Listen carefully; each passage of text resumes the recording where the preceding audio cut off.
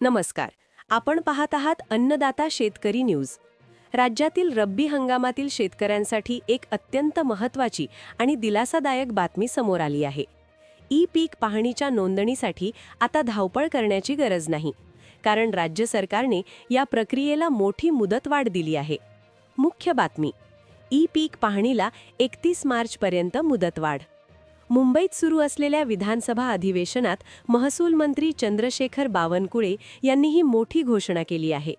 रब्बी हंगाम 2025-26 साठी digital crop survey म्हणजेच पीक पाहणी करण्याची अंतिम मुदत आता 31 मार्च 2026 पर्यंत वाढवण्यात आली आहे.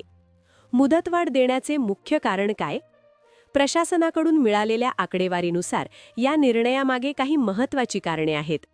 अपूर्ण नोंदणी: रब्बी हंगामासाठी निर्धारित वेळेत आत्तापर्यंत केवळ 55.69% क्षेत्राचीच नोंदणी पूर्ण झाली आहे. शेतकऱ्यांचे नुकसान टाळणे: नोंदणीचा वेग मंद असल्यामुळे अनेक शेतकरी प्रक्रियेपासून वंचित राहण्याची भीती होती. सरकारी लाभांसाठी अनिवार्य: पीक विमा, नैसर्गिक आपत्तीची भरपाई आणि पीक कर्ज मिळवण्यासाठी पीक पाहणीचा 7/12 उल्लेख असणे बंधनकारक आहे. राज्यातील एकही शेतकरी पीक विमा किंवा सरकारी मदतीपासून वंचित राहू नये, याच उद्देशाने प्रशासनाने ही मुदत वाढवून दिली आहे. चंद्रशेखर बावनकुळे, महसूल मंत्री. शेतकरी बांधवांनो, आता काय करावे? 1. आपल्या मोबाईलमधील digital crop survey app update करा. 2. आपल्या शेतात जाऊन पिकाचा फोटो काढून माहिती अपलोड करा. 3.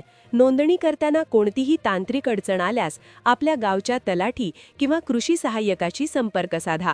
प्रशासनाने सर्व जिल्हाधिकाऱ्यांना उर्वरित नोंदणी 100% पूर्ण करण्याचे आदेश दिले आहेत.